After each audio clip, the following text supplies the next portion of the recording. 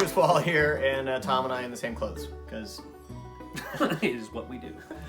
So last update we talked about layout, which is the first round of things getting into CG. Now we're going to talk to you about animation, and we do some multiple passes in that and cut what we're looking for. So behind us we have the shot that we've been showing you. First was in storyboards, then in layout, which one thing we neglected to mention there is the characters in that world are generally gray. Like you just see a lot of gray. You don't have any color. Now we start to see local color, and so this is a kind of a stand-in version of color on the characters. It's not by any means their final, but it gives you an idea of that, and is their basic shape. So talk about what we receive in that and what you're looking for in that first pass of animation. Well, depending on the scene, how animation works is with a dialogue scene, for example, you have a roadmap. The dialogue is recorded first, and you know that the character starts speaking on frame such and such. And so they'll do a pass where mom turns around, ready with sugar lily. And I mean here for example, she turned around and she's bustling in the kitchen. So it wasn't like turn around right to Lily. It wasn't turn around from the stove, ready with the sugar lily. It was like turn around, looking around the room. What else am I doing here? Okay, ready with the sugar, and so that she's thinking of other things and keep her alive.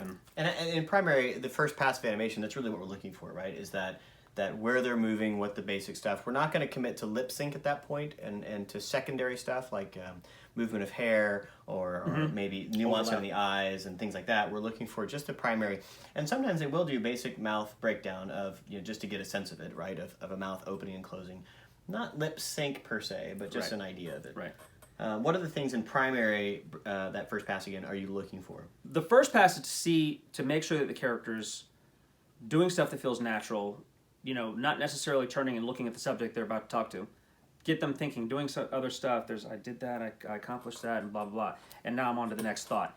And then once you've got that, then you go on to, it's in iterations. You keep looking at it and refining. So like on little things, like the mom kind of turns around and brushes her hands. And if the animation comes back and the hands are just like this, it's that at that stage where you'll start to refine. Look, get some back bend on the hands, like so you get this feeling of not just this is static, and you'll kind of go back in and get the shoulders into it and have her kind of really move and think and emote.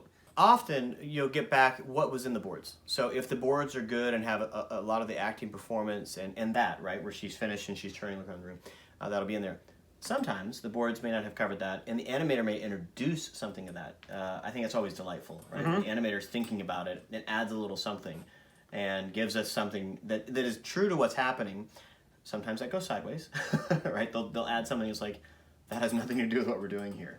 Yeah, and that sometimes you feel bad because they're trying, and that's good to see. That's always great to work with people that they're trying and they're thinking and they're putting thought into stuff. And it sometimes it works out great and sometimes it doesn't. Then you feel, when you have to go, I understand where you're going with that. It's not quite right because of X. I think in production you always have the pressure of time. You have the pressure of money, that it's going to cost more to go back and stuff. But frankly, this is where you have to really reconcile that there are moments that were good ideas that just didn't land and are now just okay ideas. And then there are always new things showing up. The thing about animation is it does take some time. And over time, you come upon better ideas. That's just what happens. And so the question is, at that moment when the better idea shows up, and you have to kind of work this through in the team, is it an actual better idea? Or is it just a different idea that feels more fresh because it just came to you? And that's hard to evaluate, because in the moment that new idea comes, you have this like, welcome new idea, I'm so happy to meet you. Yeah. And then the reality is later it's like, that wasn't any better than what we had before. Well, it's like how many times the first time you hear a joke and you think it's great. Mm-hmm. And then you wear that joke out, and then eventually you're like, that's not funny anymore. You have to trust that, the first time I heard that and the first time the audience is going to hear it, it'll be funny. We all laughed at it the first time we saw it. Now, that was 6 months ago. Now we've seen it 100 times, and we're still working on the scene. You have to just kind of go... Now, if somebody comes in and goes, this is a joke, and we laugh at that one, and then if it's really funny, or we might kind of that is a pretty darn funny joke. And then you have to kind of remember, well, how did the other one affect me? But Mm-hmm. more often than not, it's a case of you have to just kind of go, nope, this worked. Then, you know. And one of those right here in this opening scene was Janner coming in, turning on his heel, and back out. And that one is one that, surprisingly, all the way through production, I laughed at the whole time. Like, it just was always entertaining. It just always had a great rhythm to it. There's others that you just get tired of, and you're just like, I don't think it's funny anymore, but maybe it'll be funny. And then you show it to somebody, and they laugh, and you're like, oh, I guess it's still funny. You know? Then you commit to secondary, and this is when you really refine things, and you get the lip sync in, all the nuance in the face acting. A lot of times, you know, like work on the cheeks, and you know, just kind of facial expressions hasn't occurred. And now in secondary, we really commit to that. Little tossles of the hair, so like Janner outside, we save that till then. Because that work is pretty polished work, and you don't want to have to throw that work out if you were to change the core idea underneath. And so in that section, what sort of things are you looking for in that finished pass? I mean, obviously lip sync is, you got to match the words, but past that, what are you looking for in there? Well, again, that's where you go in and you refine the nuance of stuff. It's not merely move from here to here. You can make mechanically somebody walk and everything kind of works right, but you might want, depending on the character, you might want to get a little bit of overlapping kind of side to side rather than bump, bump, bump. You might want to get, you know, depending on what the character's, again, thinking. Janner walks in with one attitude and leaves with another. He walks in and his mom kind of goes, "Did you wash?" And the idea is, oh yeah. Like, da-da-da, breakfast. Oh, I gotta go wash. And you have to feel that turn. Mm-hmm, mm-hmm. You also start to see a lot of emotion in the mouth shapes, right? This is when you really start to see where just opening and I'm saying a line with no expression is different than what? How is that going to be what? You know, that sort of thing. You really start to see those pushes. And sometimes it's wrong. I mean, I will say sometimes you get an extra amount of expression in there that's like, no, that's not exactly what I was hoping for. You've already committed to the posing, you've already committed to the primary stuff, but now that secondary stuff is like, it's not taking us where we want to go.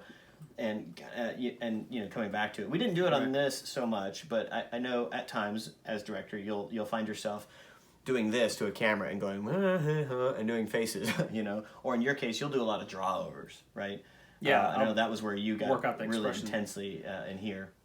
When I was getting scenes coming over the internet to look at, and I'm not with the animator, I can't sit there and go over. Once in a while you can get on Skype and we can talk face to face over the internet.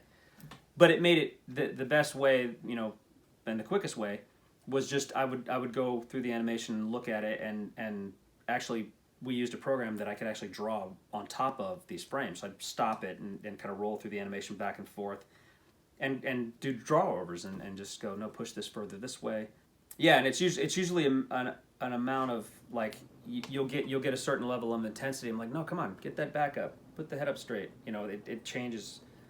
Very subtle things will change a lot. Mm-hmm. And it was cool about that is it's not you sitting in a seat just saying, make it better.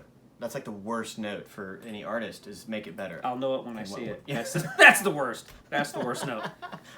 Just keep doing it until I like it. Until I like it. Instead, you're giving I want it to go, give me some of this. And it's you know, I'm in the room with the animators. Well, here's a good example. Lily tasting the batter. Yep. Mom walks out of the room and she's watching her. She's like, and she watched her and then she went to stick her finger in it. And if I'm not mistaken, it came back and was like, watch her go to the bowl. And I was like, no. Lily needs to be the whole time thinking of what I'm about to do. So she's like watching, but that finger is prepared. And then well, it's this hand because she has to lean over this way. But she tastes it and she goes, come here, Nugget. Feeds the dog. And then she came back. It's good, huh? And she just put her finger back in the bowl, and I came back with this. No, make that big. It's good, huh? Like really, make a show of every movement. Not just go from this point to the bowl. You know, do an arc. Make it kind of go. Really. Yeah, and you talked about that a lot. You would challenge the animators to build an antic, right? Give me something that helps to read that moment, like an arc. Or a bigger response, or punch something, you know. Antic is short for anticipation, and this dates back to the 30s, Walt Disney's studios back in the day. I mean, animation is always better when something precedes a movement, and in opposition to. So if somebody's going to walk in old black and white, even silent films, they kind of go, and then they walk. Like they lead they go, okay, I understand what's about to happen, rather than walk. Now, I mean, obviously there are scenes where something's happened, it startles somebody, and they just move that direction. But often you want, no matter what the movement is, it could be small or huge, you kind of want to prepare for it. So you lean back to lean forward, or you lean forward to stand up. You those are antics. You want to. And when you get those antics right, the character feels more alive. Even if it's subtle. Yeah, and it's tough in animation because, of course, the animators are often working shot level, so it's shot by shot. And we talk about that a lot, that when your shot starts, you cannot be at 0, particularly if it's linking to another shot. In other words, it's not like the shot cuts and I start moving.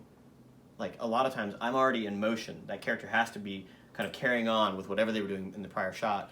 And it's a habit that a lot of animators fall into, and you get this, the shots kind of start stop before it's and it's you don't want to go from like 0 to movement.